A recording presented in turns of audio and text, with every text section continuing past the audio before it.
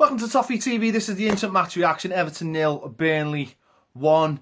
Another dark day in recent times of Everton Football Club. Just not good enough. Not acceptable more than anything else. Just not acceptable. Listen, I do not have a problem with losing a game of football if the other team has come and has played you off the park or got lucky or whatever. But today was just nothing like that whatsoever.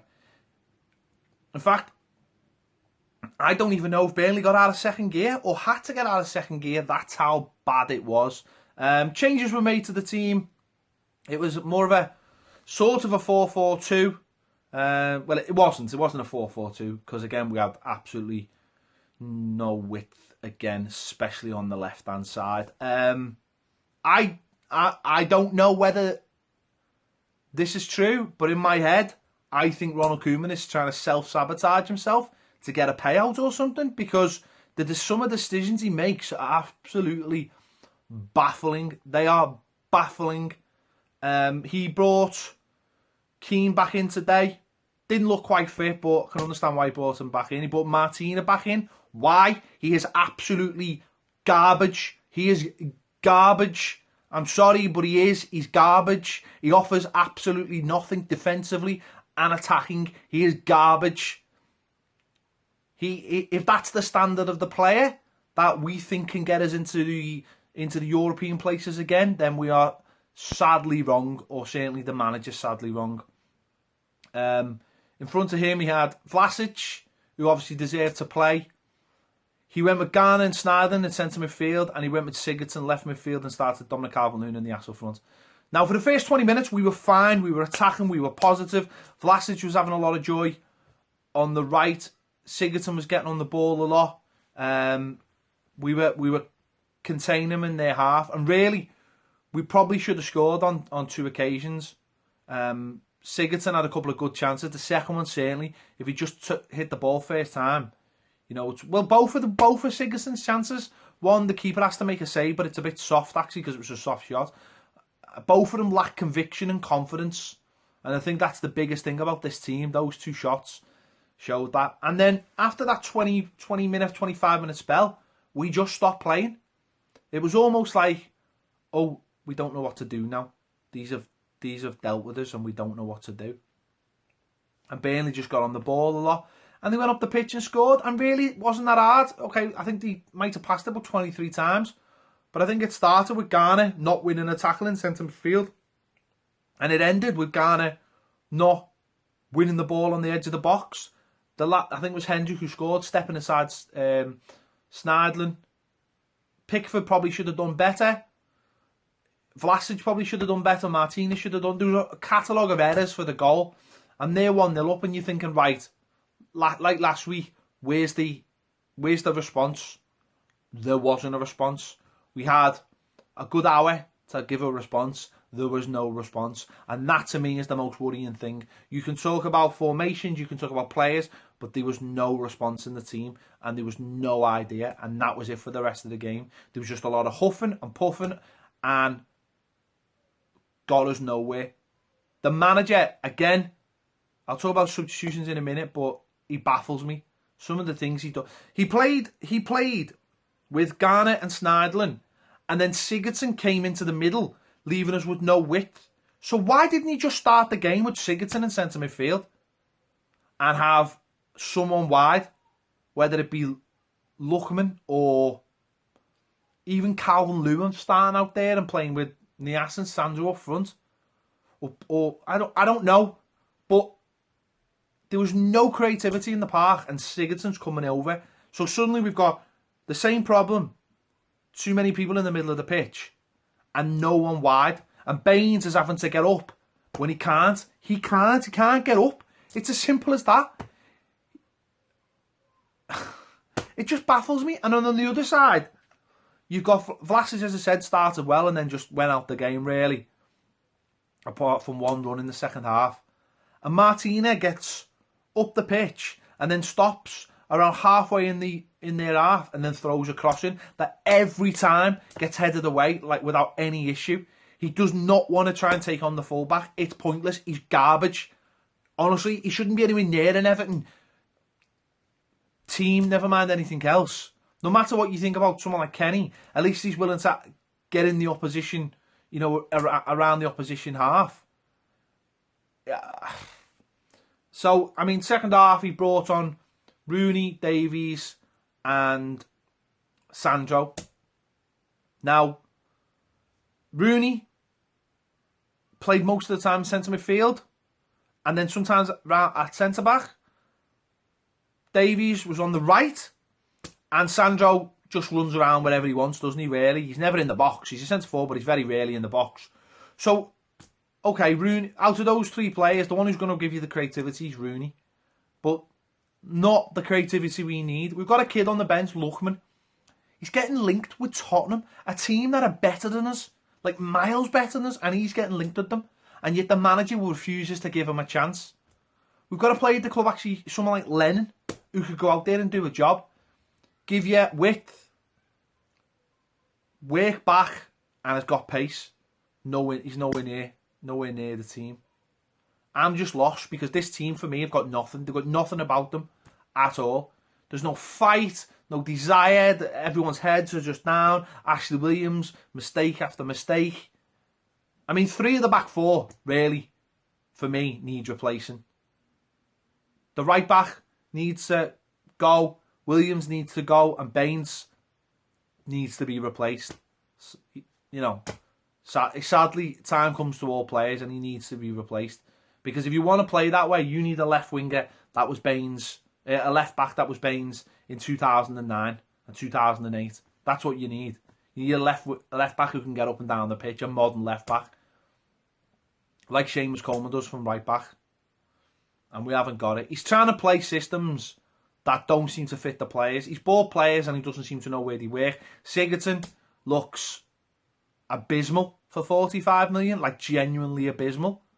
Like if you pay £45 million for a player who played in the Premier League, you expect him to come in and just be dominating games. But is it because he's not playing in his right position? Or is he just coming to a team that's got no confidence? The team's just abject. It really is. There's nothing in there at all. Today, there was no... I didn't even see any... We talk about leaders. We talk about Koeman being a leader and buying leaders and captains from other clubs. I don't see any captains out there. I don't see anyone. I don't see anyone up for the fight to drag us through. I don't see anybody. Not one player. And that's the saddest thing. Really, it's gone absolutely tits up. And as I say, there's some players out there. If Martin is an Everton, if Martin is an Everton player, I mean, he's not an Everton player as long as I've got a hole in my arse. He is garbage, and some of the decisions just baffle me. Bring Davies on, put him in centre midfield, or start Davies in centre midfield where he can drive forward. I seen one forward pass from the centre midfield, and that was Sneijder in the first half. And look at last week when Diaz scored the goal. It was woeful. It was just woeful today. And that's the worst thing. It's like a whimper. And the fans are the same. Fans were expecting it, and that's the sad thing. And you know what? Koeman is, honestly, he's on thin ice. And if he's not, for a lot of people, he's underwater. But let's think about it, right? We finished last season. Again, absolutely awful we finished the season. Anfield and Chelsea at home and Arsenal. We were garbage. Watford, our last home game, we were garbage. Look at his away record. It's absolutely disgraceful, his away record. Disgraceful. There's no way of hiding how bad his away record is. And now we've lost 2 of our first 4 home games. And we've only played, really, Tottenham. We've been abject away. We've been garbage away from home as well. But he doesn't want to talk about the money. But it got spent. It got spent. That used to be our excuse. We've got no money. Can't hide behind that anymore. We've had money. We've spent it. We've spent it on players that, on paper, look like good players. But how does it all fit in? This week he's cried about not getting a striker. Well, why didn't he get a striker first? Before spending £45 million on Sigurdsson or whoever. It just doesn't make, none of it makes sense. And it's all just fallen to bits. And for some people, it already has fallen to bits. And I think the club have to seriously have conversations over the next week about how we go forward. Because it can't carry on like this. I've just heard his press conference. He comes out with just garbage. He's getting into he's getting into Martinez territory. I think he said something like, I do my best, and then once they're on the pitch, it's up to them. But it's not just up to them, because it's how you set them up. It's what tactics you ask for, because I didn't see any tactics today. Certainly not after the first 20 minutes. And then the subs was, he's supposed to be this hard task master. He just plays his favourites over and over. There's no way Garner and Sneijderlin should be starting games as a pair. No way on earth. Ashley Williams shouldn't be in the team, but there's nobody else, let's be honest. And Martina shouldn't be... I'm not just picking on him, but he's garbage. Honestly, he's garbage. He's not a Premier League starting right back. He really isn't. He really, really isn't. Mason Holgate would give us more. John Joe Kenny would give us more. He's not. And, he bemoans not getting a centre forward, but he didn't get a centre back and he didn't get a left back. And it's hugely costing us. And he didn't set this team up with an idea of how it was going to play. From day one, it should have been set up with an idea of how it was going to play, and the players fit into that. Whether it be 3-5-2, whether it be diamond in midfield, whatever, set it up and leave it, and let the players grow into it. Because it's not easy for players to come into the team. Sigurdsson, Klaassen, Sandro, Rooney, whoever. When every game the team changes, even Michael Keane. He's got a new centre-back next. He's got Ashley Williams on the left of him and Martino on the right of him. Jesus Christ. Some tough questions need to be asked, certainly, over the next week. Because I just looked at Koeman's demeanour today and he doesn't look interested to me. I look at him in press conferences, he doesn't look interested. I don't see any fire in him. I don't see any, I don't even see the anger. I remember when he came to Goodison with Southampton and we drew with them 1-1 and we were garbage. And he was fuming. He was still having strikers and he was absolutely fuming. You could see the anger in his face. I've not seen that once. Not seen that once this season. I haven't seen any anger. That, to me, it just seems like he's waiting. I think he's already said he wants to see out his contract. Oh, that's nice of you. Not, I want to build this team into a glorious winning side. Oh, I just want to see out my contract. And I think that's the problem with Koeman. There's such a disconnect between the fans and him. Because obviously, you got the other fella over the road who's it's all about the badge and build. But you know what? You get behind that. And you can get behind that. And you're probably their fans and fans of other teams who have a manager similar. You excuse the shortcomings. Because you can see it building. And you can see a man who believes in it. And you can see a man who is giving everything. I don't see that in Koeman. I really don't. I see a man who probably goes home at 5 o'clock. And he probably doesn't get in till 9. And goes away in the last 2 days of the transfer window to go and play golf. That's what I see.